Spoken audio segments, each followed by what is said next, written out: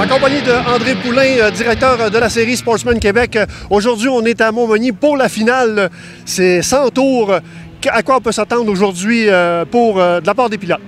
Bien, moi, je pense que ça va être tout un spectacle. On a deux championnats qui sont en cours, qui se terminent aujourd'hui, sans compter le championnat des recrues, donc le championnat général du classement général, où les positions ont de 2 à 10 peuvent encore varier.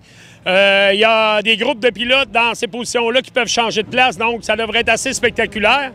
Dans le championnat de la triple couronne, Dominique Jacques mène par 9 points, mais après ça, il y a 5 pilotes dans un écart de 8 points. Fait que tout est possible pour tout le monde.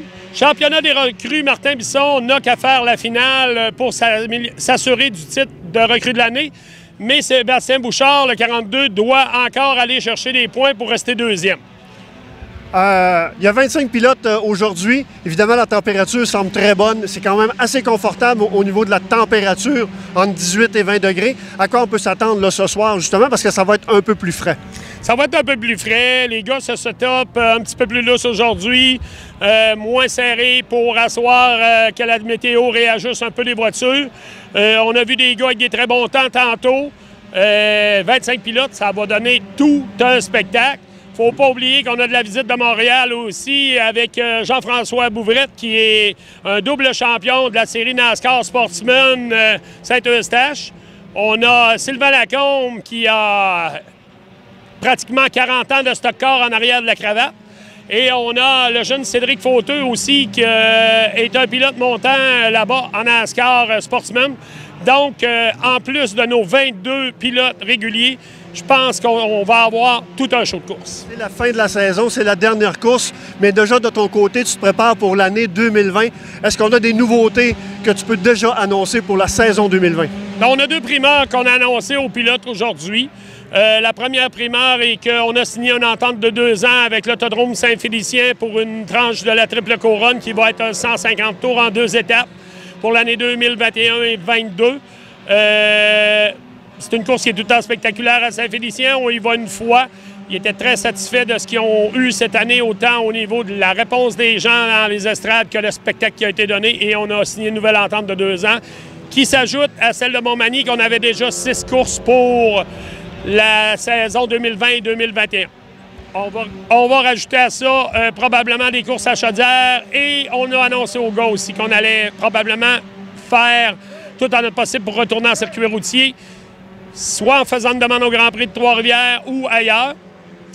La deuxième annonce qui a été faite, on a annoncé aujourd'hui qu'on a un annexe au contrat pour 2020 et 2021 qui a été fait avec l'Autodrome Montmagny.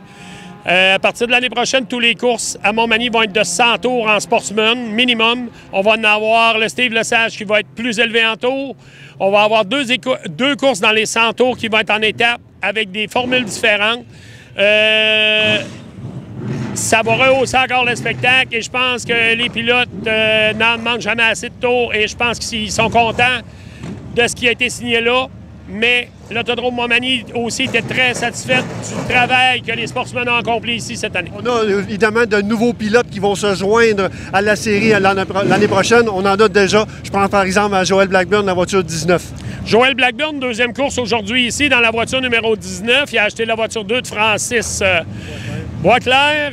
On a Mathieu Godin, la voiture 66, qui a acheté l'ancienne voiture de Manuel Harvey. On a le 9 de Jean Lamontagne qui est passé aux mains de Rivard Racing avec Vincent Rivard, un jeune pilote qui court en mini-sportsman, qui va continuer son développement en 2020 en prévision de courir régulier en 2021. On a aussi eu l'acquisition la semaine dernière de Tommy Larouche, qui est le meneur en sport compact élite présentement au championnat de Vallée-Jonction-Montmagny, en plus d'avoir gagné la triple couronne provinciale, qui a acquis la voiture numéro 1 de Tony Côté, qui va être du championnat l'année prochaine.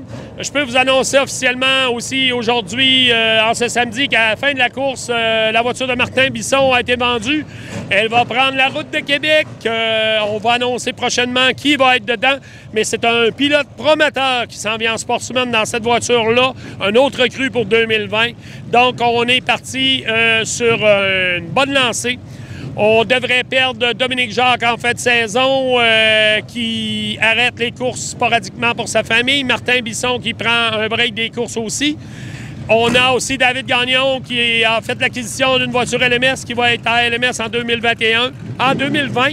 Et on a appris aujourd'hui que la voiture numéro 22 de Louis-Philippe Labrec avait été mise à vendre. Si elle se vend, il ne devrait pas revenir en stock-car l'année prochaine. Si elle ne se vend pas, il devrait être de retour, qui m'a dit. Et on a le 42 de Sébastien Bouchard, la deuxième recrue cette année au championnat, qui fait un top 10 aussi dans le championnat régulier. Qui a mis à vendre, mais lui, c'est dans le but d'upgrader pour aller chercher une voiture des 4-5 premiers.